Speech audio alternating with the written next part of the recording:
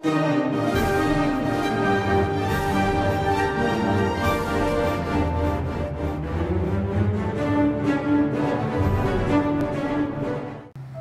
jemaat yang dikasihi Tuhan, kali ini kembali lagi bersama kami di Kompas Iman, konten pembinaan Hosana. Bersama saya Didi Kristina dan narasumber kita. Saya penginjil Henry. Dan rekan saya. Dan saya Ezer. Ya, kali ini kita akan membahas mengenai doa Bapa kami yang diajarkan Tuhan Yesus kepada kita di Injil Matius dan Lukas juga. Langsung saja dengan pertanyaan yang pertama, Pak. Ya, mengapa Kristus ya dalam doa Bapa kami yang pertama itu mengajarkan kita dan memanggil serta menyapa Allah dengan sebutan Bapa kami gitu, Pak? Ya, jadi mengapa Kristus mengajarkan kita di awal doa Bapa kami memanggil Allah itu sebagai Bapa? Ya.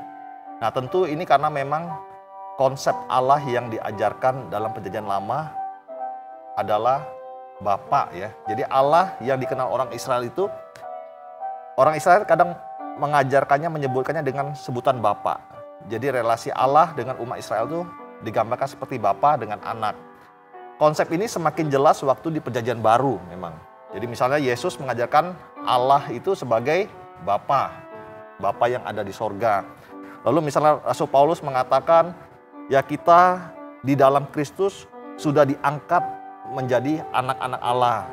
Lalu kitab Injil juga ada ya, Yohanes mengatakan barang siapa percaya kepada Kristus, kita akan diberi hak untuk menjadi anak-anak Allah. Jadi semakin jelas di Perjanjian Baru konsep tentang Allah sebagai Bapa. Kalau di Perjanjian Lama ya ada Allah disebut sebagai Bapa tapi tidak terlalu jelas ya.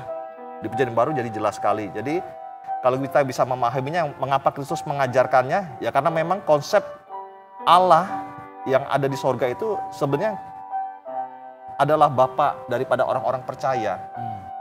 Nah tentu bukan sekedar maknanya itu kita memanggil Allah sebagai Bapa saja ya, tapi ada tujuannya. Kenapa Allah itu disebut Bapa? Artinya apa? Kita itu punya sebuah relasi yang bisa dekat sekali sama Allah yang kita sembah. Jadi bukan cuma seperti Allah itu mungkin penguasa yang hebat, tapi jauh di sana. Nah, kita dikatakan apa? Allah pencipta dunia ini, kita bisa panggil Bapa. Nah, ini kan sesuatu hal yang luar biasa. Betul. Jadi sekaligus digambarkan Allah itu maha kuasa, tapi juga Allah itu dekat sekali dengan kita. Sehingga kita ini seperti anak-anak yang kapanpun kita mencari Papa kita, mencari Bapak kita diterima. Kita bersalah, kita mungkin dihukum, tapi kita juga menerima pengampunan. Nah, kita mungkin punya satu juga akses ya. Jadi untuk dekat kepada Allah itu. Nah, ini makna yang sebenarnya lebih dalam mengapa Yesus mengajarkan kita memanggil Allah itu sebagai Bapa. Nah, karena kita punya akses, kita punya kedekatan, dan kita juga mengerti Allah itu bukan cuman kudus, tapi dia juga kasih, mengasihi. Kita salah, dia hukum, tapi dia juga bisa mengampuni kita. Nah, kurang lebih seperti itu. Jadi Yesus mengajarkan Allah sebagai Bapa itu untuk soal relasi tadi ya. Bagaimana kita sebagai anak-anak kedekatan dengan Allah yang maha kuasa tersebut. Betul. Iya. Menarik sekali, indah ya. Kita bisa menyebut Bapa begitu ya. Relasinya sepertinya dekat sekali ya. Bukan hanya kita harus takut kepada Allah, tapi juga relasi kita bisa dekat seperti kita dengan Bapa kita begitu ya. Betul. Nah, ini yang menarik juga. Allah itu kan menciptakan semua manusia, diciptakan serupa dan dengan gambar ya, dengan Allah begitu. Nah, tadi saya tangkap Bapak untuk kita orang yang percaya begitu Pak. Lalu bagaimana orang yang tidak percaya begitu ya, atau di luar kekristenan begitu. Ini kan Allah menciptakan semua manusia, tidak disebutkan hanya orang Kristen begitu Pak. Bolehkah orang yang di luar Kristen atau bagaimana? Bisa tidak menyebut dengan kata Bapak juga begitu Pak, seperti kitab Imani tadi begitu Pak. Bagaimana Pak Iman? Betul, Pak Hendrik. Ya memang Allah ini kan yang menciptakan semua manusia. Dikatakan dalam kitab Kejadian, diciptakannya segambar dan serupa dengan Allah. Ini secara tidak langsung berarti kan semua manusia, siapapun dia, Kristen tidak Kristen, ya bisa dikatakan sebagai anak-anak Allah. Begitu ya. Bisa dikatakan secara tidak langsung. Nah, tapi kita perlu memahami bahwa sejak penciptaan di dalam Kejadian 3 kan ada kejatuhan manusia dalam dosa, ya. Nah, sejak itu semua manusia ini putus hubungan dengan Allah. Semua manusia itu putus hubungan dengan Allah, sehingga relasi yang awalnya indah, dekat, mungkin kita bisa gambarkan awalnya itu semua adalah anak-anak Allah, tapi gara-gara dosa semua sekarang nggak bisa lagi jadi anak-anak Allah. Nah, karena itulah dikatakan di dalam Alkitab bahwa Tuhan itu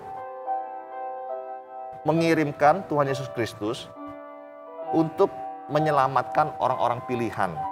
Ya, tidak semua manusia diselamatkan, tapi ada orang-orang pilihan yang diselamatkan.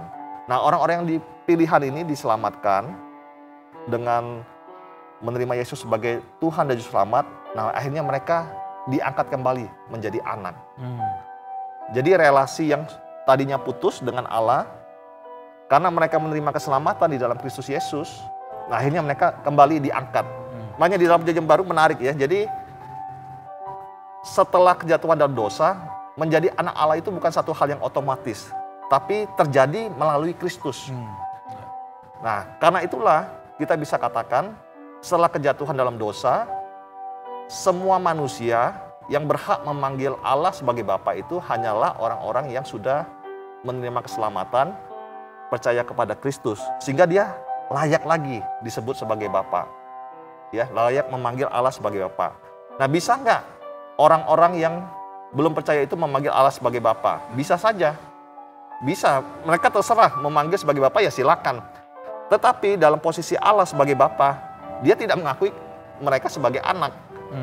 Kenapa? Karena mereka belum memiliki akses, karena mereka belum percaya kepada Yesus, sehingga mereka tidak berhak.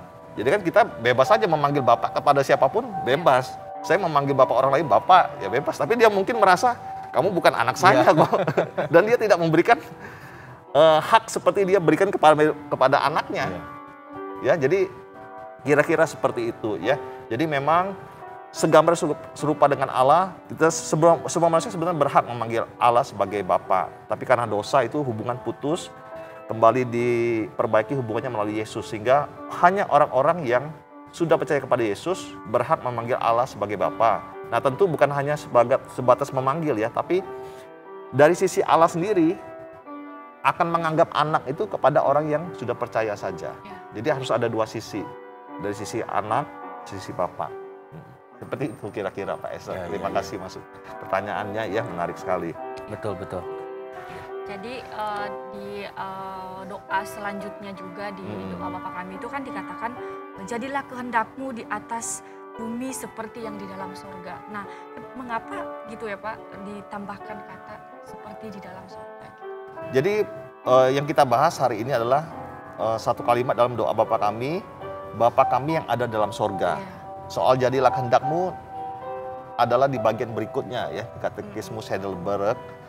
Hari ini kita membahas Bapa kami yang ada di sorga. Nah, mungkin saya simpulkan pertanyaan tadi, mengapa kita sebutnya yang ada di sorga, Bapa itu? Nah, tentu Bapa yang kita sebutnya Bapa yang ada di sorga untuk menunjukkan dia bukan Bapa yang ada di dalam dunia, tapi memang Bapa yang Allah yang ada di sorga tersebut, tempat dia yang ada di sorga tersebut ya. Nah, kurang lebih seperti itulah ya. Jadi sebenarnya waktu kita menyebut Bapa kami yang ada di sorga, itu terkait tadi dengan relasi kita dengan dia, dan sebagai dia posisinya sebagai Allah, bukan sebagai Bapa yang dunia yang biasa saja begitu. Ini ada satu pertanyaan lagi, kalau misalnya tadi terkait relasi begitu ya.